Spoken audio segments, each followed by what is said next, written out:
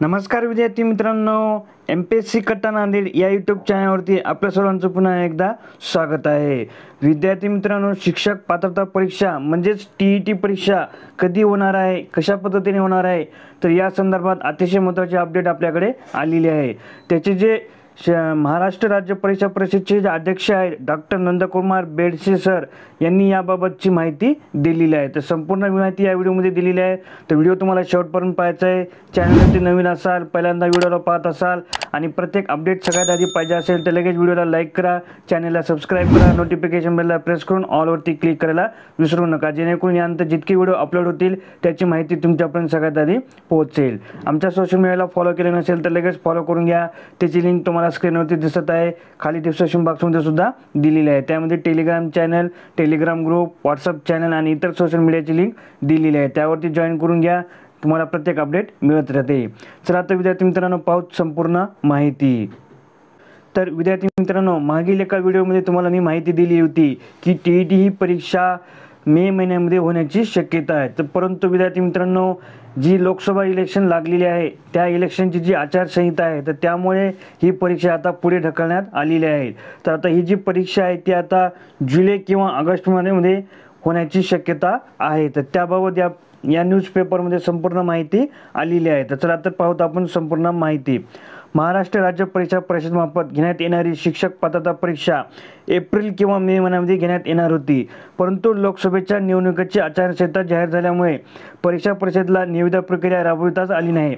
त्यामुळे आता आचारसंहिता संपल्यानंतर निविदा प्रक्रिया राबविण्यात येणार असल्यामुळे एप्रिल किंवा मे महिन्यामध्ये होणारी परीक्षा आता जुलै किंवा ऑगस्ट महिन्यात होण्याची असल्याचे स्पष्ट झालेले आहे। राज्यातील प्राथमिक व माध्यमिक शाळांमध्ये इयत्ता 1 ते 5वी आणि 6वी ते 8वीच्या सर्व व्यवस्थापन, सर्व परीक्षा परिषद, सर्व माध्यम अनुदानित, विनाअनुदानित, कायम विनाअनुदानित इत्यादी शाळांमध्ये शिक्षण सेवक, शिक्षक पदावरती नियुक्तीसाठी उमेदवारांना TET परीक्षा उत्तीर्ण होणे अनिवार्य आहे। यासाठी परीक्षा परिषदेकडून दरवर्षी संबंधित परीक्षा ऑफलाईन पद्धतीने घेण्यात येत होती। गेल्या 2 वर्षात TET परीक्षेमध्ये गैरप्रकार झाल्याचे संबंधित परीक्षेच्या पारदर्शकतेवरती प्रश्नचिन्ह निर्माण झाले होते। तर अभिज्ञता आणि बुद्धिमत्ता चाचणी तसेच केंद्रीय पात्रता परीक्षा अर्थात CTET परीक्षा या ऑनलाईन पद्धतीने घेण्यात येत असल्यामुळे राज्याची TET देखील परीक्षा ऑनलाईन घेण्यात यावी अशी मागणी करण्यात आली होती। त्यानुसार परीक्षा परिषदेने ऑनलाईन परीक्षा घेण्याची तयारी केली होती, परंतु TET परीक्षा विविध माध्यमातून होत असल्यामुळे संबंधित भाषांमध्ये प्रश्नपत्रिका ऑनलाईन तयार करण्यासंदर्भात परीक्षेत येणाऱ्या एजन्सीस नकार दिला।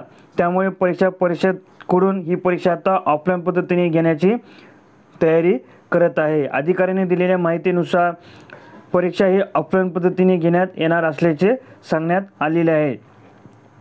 तर ही जी एजन्सी नेमण्यात आली होती ती एजन्सीसुद्धा ही परीक्षा ऑफलाईन पद्धतीने घेण्यात येणार असल्यामुळे ही सुद्धा एजन्सी आता ऑफलाईन पद्धतीने परीक्षा घेण्याची तयारी करत आहे।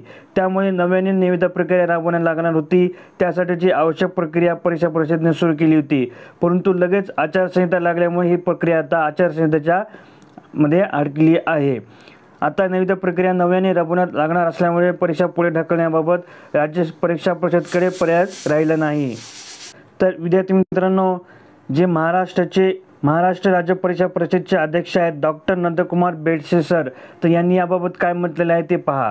राज्य परीक्षा आयोगाकडून यंदा TET परीक्षा ऑफलाईन घेण्याचे नियोजन होते, ऑनलाईन घेण्याचे नियोजन होते, परंतु तांत्रिक कारणास्तव हे शक्य झाले नाही। त्यामुळे परीक्षा ऑफलाईन घेण्यासाठी राज्य सरकारची परवानगी घेतली जाणार आहे, परंतु त्यातच आचारसंहिता लागल्यामुळे निविदा प्रक्रिया राबवण्यात आली नाही। आचारसंहिता संपल्यानंतर आता प्रक्रिया निविदा राबवण्यात आहे, त्यामुळे यंदाची TET परीक्षा जुलै किंवा ऑगस्ट महिन्यात पार पडल्या जाऊ शकते, यासाठी परीक्षा परिषद प्रयत्नशील आहे।